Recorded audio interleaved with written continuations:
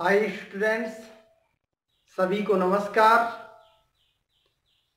इससे पहले की क्लास के अंदर अपन ने बात की थी ठोसों में निबिड़ संकुलन। आज बात करेंगे संकुलन दक्षता। टॉपिक चलेगा संकुलन दक्षता, पैकिंग इफिशियंसी।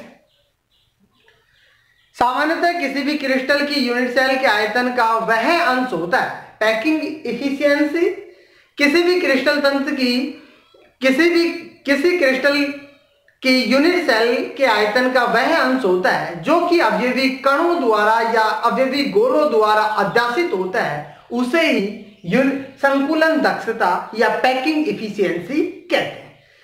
पैकिंग इफिशियंसी ज्ञात करने का फॉर्मूला होता है संकुलन दक्षता प्रतिशत संकुलन दक्षता बराबर होता है अवयवी गोलों द्वारा अध्यासित आयतन अपॉन यूनिट सेल का आयतन इंटू 100।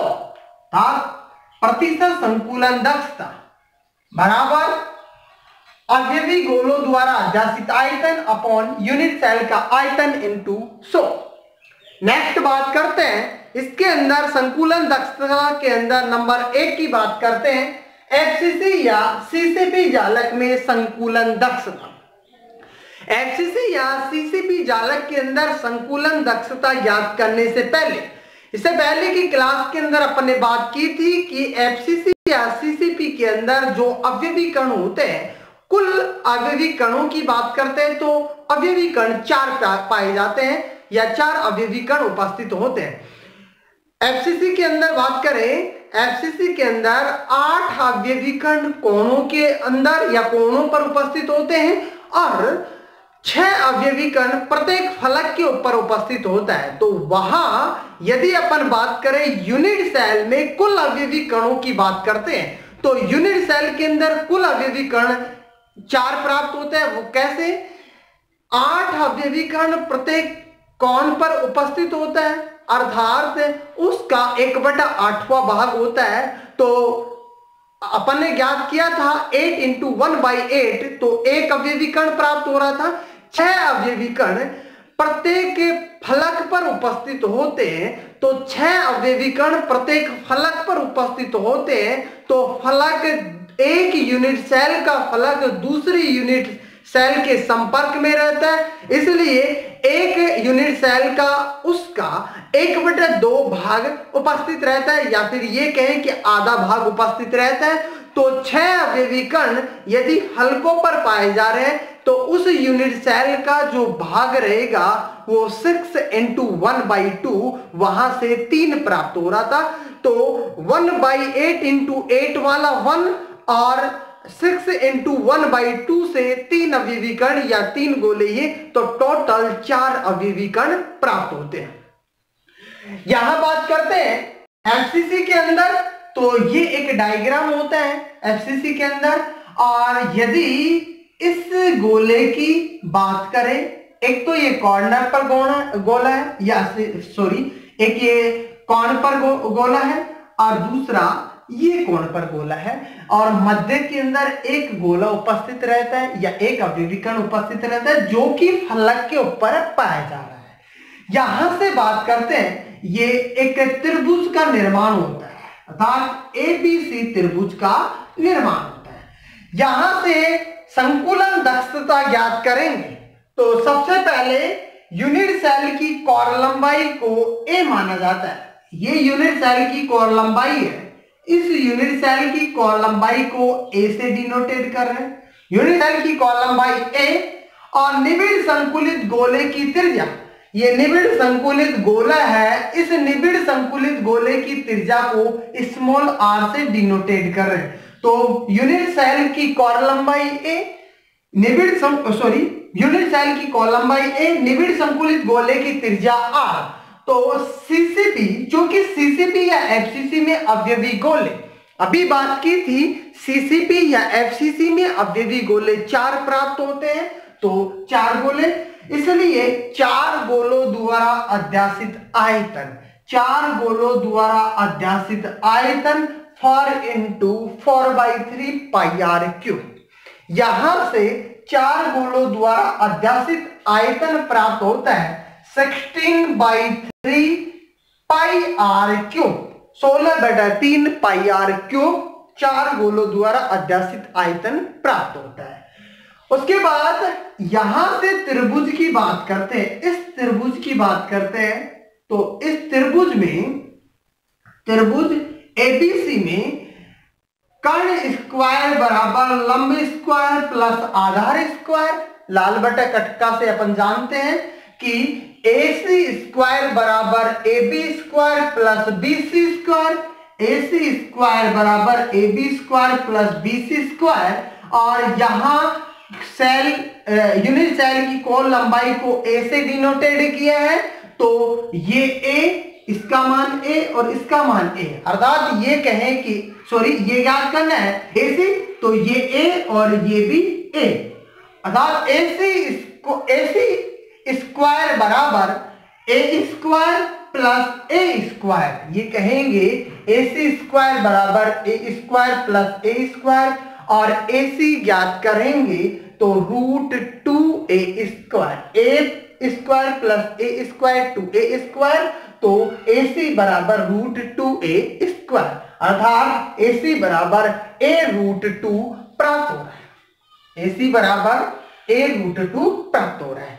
उसके बाद चूंकि AC बराबर 4R, ये कैसे, यहां से इस त्रिभुज के अंदर बात करते हैं, ये AC और इसके अंदर इस गोले की इसकी त्रिज्या यहां तक, फिर फलक के ऊपर एक गोला है, इसके व्यास की बात करते हैं तो व्यास के अंदर दो त्रिज्या उपस्थित है, अर्थात 2R है, और एक त्रिज्या ये कहे कि 1 2 3 4R, तो AC बराबर 4R, तो 4R बराबर याद करेंगे 4R, AC बराबर हमारे को A√2 प्राप्त हो रहा था, AC बराबर ये, तो AC बराबर 4R, तो AC की जगह यदि 4R रखते हैं तो 4R बराबर A√2, और A बराबर प्राप्त होता है 4R अपॉन √2।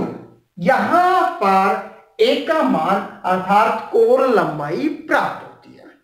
उसके बाद यूनिट सेल का आयतन ज्ञात करना है। अब यूनिट सेल का आयतन ज्ञात करेंगे तो A क्यूब बराबर, अर्थात भुजा क्यूब A क्यूब बराबर 4R अपॉन √3 का क्यूब बराबर, इसको यदि सॉल्व करते हैं तो 64R क्यूब अपॉन 2√2 प्राप्त होता है, 64R क्यूब अपॉन 2√2 प्राप्त होता है। इसके बाद बात करते हैं संकुलन दक्षता।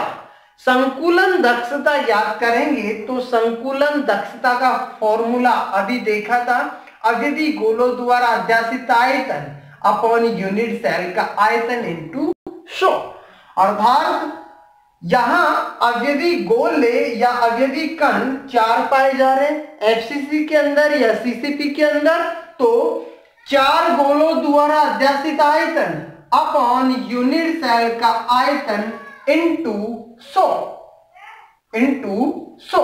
4 गोलों द्वारा अध्यासित आयतन अपॉन यूनिट सेल का आयतन इनटू 100, तो 4 गोलों द्वारा अध्यासित आयतन, 4 गोलों द्वारा अध्यासित आयतन हमारे को प्राप्त हो रहा है 16/3 पाई आर क्यूब, तो ये इसका मान यहां पर रखेंगे, और यूनिट सेल का आयतन यहां से ज्ञात किया है, यूनिट सेल का आयतन प्राप्त हो रहा है 64R क्यूब अपॉन 2√2, तो इसका मान यहां रखने पर 16/3R cube upon 64R cube upon 2√2 into 100, अर्थात यहां से प्रतिशत संकुलन दक्षता बराबर प्राप्त हो रही है 74%, अर्थात 74% FCC या CCP की संकुलन दक्षता प्राप्त होती है। तो ये छोटा सा डेरिवेशन था FCC या CCP की संकुलन दक्षता। बात करते हैं काय केंद्रित गणीय जालक में संकुलन दक्षता। या बीसीसी में संकुलन दक्षता। बीसीसी में संकुलन दक्षता, बीसीसी के बारे में अपन ने पढ़ा था कि बीसीसी के अंदर या काय केंद्रित जो संरचना होती है उसके अंदर 8 अवयवी कण या 8 गोले कोनों पर उपस्थित होते हैं और एक गोला केंद्र के अंदर उपस्थित होता है। तो इसके अंदर बात करते हैं कि कुल अवयवी कणों या गोलों की संख्या की बात करें तो 8 गोले कोनों पर इंटू 1/8 अर्थात 8वां अंश रहता है उसका, तो वहां से एक अवयवी कण या एक गोला प्राप्त होता है और एक गोला या एक अवयवी कण केंद्र के अंदर उपस्थित रहता है जो कि किसी को स्पर्श नहीं करता है या किसी भी दूसरे जो एकक कोष्ठिका होती है उसके संपर्क में नहीं रहता है। तो कुल गोलों की बात करें या कुल अवयवी कणों की बात करें तो कुल 2 अवयवी कण या 2 गोले प्राप्त होते हैं। इसके अंदर बात करते हैं जो बीसीसी होती है, बीसीसी के अंदर एक ये अवयवी कण या एक गोला इस कोण पर उपस्थित है, दूसरा यहां पर इस कोण पर उपस्थित है, तीसरा जो अवयवी कण है जो कि किसी को स्पर्श नहीं कर रहा है, अन्य मतलब किसी अन्य एक कोष्ठिका को स्पर्श नहीं कर रहा है, तो ये जो अवयवी कण है या गोला है केंद्र के अंदर या केंद्र में उपस्थित रहता है। तो इस प्रकार से यहाँ 2 संरचनाएं या 2 त्रिभुज प्राप्त होते हैं, त्रिभुज एबीसी और त्रिभुज एडीसी। दोनों का अध्ययन करेंगे, त्रिभुज एबीसी और त्रिभुज एडीसी का अध्ययन करेंगे। यहां पर भी जो कोण लंबाई है उसको ए से डिनोटेड करेंगे, स्मॉल ई से, और गोले की त्रिज्या की बात करते हैं तो उसको भी स्मॉल आर से डिनोटेड करेंगे। देखो माना यूनिट सेल की कोण लंबाई ए, निबिड़ संकुलित गोले की त्रिज्या स्मॉल आर, बीसीसी में चूंकि बीसीसी में अवयवी गोले 2 प्राप्त होते हैं, अभी बात की अपन ने कि अवयवी बीसीसी के अंदर किस प्रकार से अवयवी गोले या अवयवी कण 2 प्राप्त होते हैं, इसलिए 2 गोलों द्वारा अध्यासित आयतन 2 × 4/3 πr³, तो यहां 8/3 πr³ प्राप्त होता है। त्रिभुज एबीसी की बात करते हैं, इस त्रिभुज की बात करते हैं तो त्रिभुज एबीसी एसी बराबर कर्ण स्क्वायर बराबर लंब स्क्वायर प्लस आधार स्क्वायर, एसी स्क्वायर बराबर AB square plus BC square, अर्थात त्रिभुज एबीसी में एसी स्क्वायर बराबर AB square plus BC square, अर्थात A square plus A square बराबर 2a स्क्वायर। यहां एसी का मान आ गया 2a स्क्वायर, इसलिए यहां पर एसी स्क्वायर का मान 2a स्क्वायर आ रहा है, तो AC का मान ज्ञात करेंगे तो AC बराबर a√2 प्राप्त होगा, a√2। उसके बाद त्रिभुज ADC में बात करें, त्रिभुज ADC में तो इस त्रिभुज की बात करें AD और C, इस त्रिभुज की बात कर रहे हैं तो त्रिभुज ADC में AD बराबर या AD स्क्वायर बराबर AC square plus CD square, अर्थात कर्ण स्क्वायर बराबर लंब स्क्वायर प्लस आधार स्क्वायर।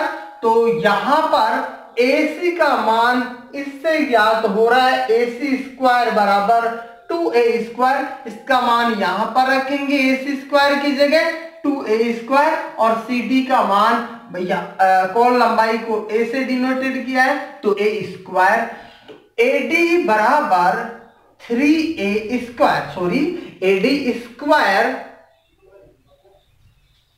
AD बराबर 3a स्क्वायर, और यहां से प्राप्त होता है AD बराबर a√3, इसका स्क्वायर है, ये बाहर निकल जाएगा तो AD बराबर a√3 प्राप्त होता है। नेक्स्ट यहां से a का मान ज्ञात करेंगे तो a बराबर ए बराबर चूंकि AD बराबर 4R, AD की बात करें, AD की बात करें तो R 4R है, यहाँ 2R केंद्र वाले गोले के इसका और एक R इस गोले का, एक R इस गोले का, तो 4R 1 2 3 4R, AD बराबर 4R, तो 4R बराबर A√3, तो यहां से A ज्ञात करेंगे तो A बराबर 4R/√3 प्राप्त होता है। इसलिए यूनिट सेल का आयतन ज्ञात करेंगे तो यूनिट सेल का आयतन बराबर A³ बराबर, यूनिट सेल का आयतन A³ बराबर 4R/√3 का क्यूब बराबर 64R³/3√3। इसको सॉल्व करते हैं, 64R³/3√3। यहां से यूनिट सेल का आयतन ज्ञात हो गया और यहां से दो गोलों द्वारा अध्यासित आयतन ज्ञात हो गया। ये तो दो गोलों द्वारा अध्यासित आयतन 4/3πr³ और ये 64R³/3√3 ज्ञात हो गया यूनिट सेल का आयतन। इसलिए अब अपन संकुलन दक्षता ज्ञात करेंगे, तो संकुलन दक्षता बराबर दो गोलों द्वारा अध्यासित आयतन अपॉन यूनिट सेल का आयतन इनटू 100। तो यहां दो गोलों द्वारा अध्यासित आयतन 8πr³ अपॉन यूनिट सेल का आयतन 64R³/3√3 इंटू 100 मतलब 100 बराबर हमारे को प्राप्त होता है 68%। अर्थात यहां जो संकुलन दक्षता प्राप्त होती है वो 68% संकुलन दक्षता प्राप्त होती है। इस प्रकार इसकी BCC में जो संकुलन दक्षता प्राप्त होती है वो 68% प्राप्त होती है। ठीक इसी प्रकार सरल घलीय जालक के अंदर या सिंपल क्यूबिक के अंदर बात करते हैं, तो सिंपल क्यूबिक के अंदर संकुलन दक्षता की यहां बात करते हैं। नंबर 3 की बात करते हैं। सरल घनीय जालक में संकुलन दक्षता, सरल घनीय जालक में संकुलन दक्षता, सरल घनीय जालक की बात करते हैं तो सरल घनीय जालक के अंदर ये अवयवी कण होते हैं वो एक प्राप्त होता है। किस प्रकार से? अपन ने बात की थी कोई भी एकक कोष्टिका होती है और यदि सरल घनीय एकक कोष्टिका होती है तो सरल घनीय एकक कोष्टिका के अंदर प्रत्येक कोण पर एक अवयवी कण उपस्थित होता है। प्रत्येक कोण पर एक अवयवी कण उपस्थित होता है तो वो जो अवयवी कण होता है अन्य 8 अवयवी कणों से घिरा रहता है। अर्थात वो जो अवयवी कण उसका 1/8वां भाग उपस्थित होता है। किस प्रकार से? जैसे 4 अवयव एकक कोष्टिका नीचे की ओर है और 4 ही एकक कोष्टिका ऊपर की ओर है, तो टोटल 8 एकक कोष्टिका। इस प्रकार से जैसे ये एकक कोष्टिका है और इस एकक कोष्टिका के अंदर यहां एक अवयवी कण है, तो ठीक एक एकक कोष्टिका इसके इधर रहेगी, इस प्रकार से इधर रहेगी। ठीक इसी प्रकार 2 एकक कोष्टिका ऐसे रहेंगी, मतलब ये कहें कि नीचे की ओर 4 एकक कोष्टिका पाई जा रही है। ठीक ऐसे ही ये जो यहां अवयवी कण पाया जा रहा है ये अवयवी कण 4 एकक कोष्टिका नीचे वाली के संपर्क में, ठीक इसी प्रकार ऊपर भी 4 एकक कोष्टिकाएं पाई जाती है। तो टोटल ये जो अवयवी कण होता है 8 एकक कोष्टिका के संपर्क में रहता है जो कि कोण पर उपस्थित होता है। इसलिए इसके अंदर 8 अवयवी कण पाए जाते हैं, तो 8 अवयवी कण अन्य 8 एकक कोष्टिकाओं के संपर्क में रहते हैं। इसलिए यहां अवयवी कणों की संख्या की बात करें तो अवयवी कणों की संख्या की बात करें 8 अवयवी कण पाए जा रहे हैं कोणों पर, प्रत्येक का 1/8वां भाग रहता है, तो यहां प्रत्येक एकक कोष्टिका के अवयवी कण एक प्राप्त होते हैं या गोले एक प्राप्त होते हैं। यहां जो कॉल लंबाई है उसको ऐसे डिनोटेट किया है, गोले प्रत्येक कोण पर उपस्थित है। यहां यहां, यहां, यहां, यहां, यहां और यहां 8 गोले उपस्थित हैं। इसकी बात करते हैं तो यहां यूनिट सेल की कोर लंबाई, इसको ए से डिनोटेड किया है। फिर निबिड़ संकुलित गोले की त्रिज्या वही आर से डिनोटेड किया है, ये आर से डिनोटेड किया है। सरल या आज घनीय जालक में अवयवी गोले एक प्राप्त हुआ है हमारे को, इसलिए एक गोले द्वारा अध्यासित आयतन 1 into 4/3 पाई आर क्यूब ये प्राप्त होगा। चूंकि a बराबर 2r प्राप्त हो रहा है, वो कैसे, यहां से a, ये a है और r ज्ञात करें तो 1 और 2, तो a बराबर 2r प्राप्त हो रहा है। इसलिए यूनिट सेल का आयतन बराबर 2r क्यूब, यूनिट सेल का आयतन बराबर 2r क्यूब बराबर 8r क्यूब। तो यूनिट सेल का आयतन यहां से प्राप्त हो गया। अब याद करेंगे संकुलन दक्षता। संकुलन दक्षता बराबर गोला एक प्राप्त हो रहा है या विविकर्ण एक प्राप्त हो रहा है, तो एक गोले द्वारा अध्यासित आयतन अपॉन यूनिट सेल का आयतन इनटू 100। तो यहां से ये 4/3 pi R cube, 4/3 pi R cube ये प्राप्त हो गया था एक गोले द्वारा अध्यासित आयतन, और यूनिट सेल का आयतन 8r क्यूब, ये 8r क्यूब इंटू 100 बराबर 52.4% इसकी संकुलन दक्षता प्राप्त होती है। इस प्रकार यहां से यही पूछा जाता है, डेरिवेशन पूछता है तो एफसीसी की संकुलन दक्षता या बीसीसी की संकुलन दक्षता या सरल घनीय जालक की संकुलन दक्षता, एक नंबर का क्वेश्चन पूछता है तो एफसीसी की संकुलन दक्षता 74% प्राप्त हो रही है, बीसीसी की संकुलन दक्षता 68% प्राप्त हो रही है, और सरल घनीय जालक की संकुलन दक्षता 52.4% प्राप्त हो रही है। तो तीनों की संकुलन दक्षता ज्ञात की है। नेक्स्ट टॉपिक पढ़ते हैं अपन नेक्स्ट कालांश के अंदर। आज के लिए इतना ही काफी है। धन्यवाद।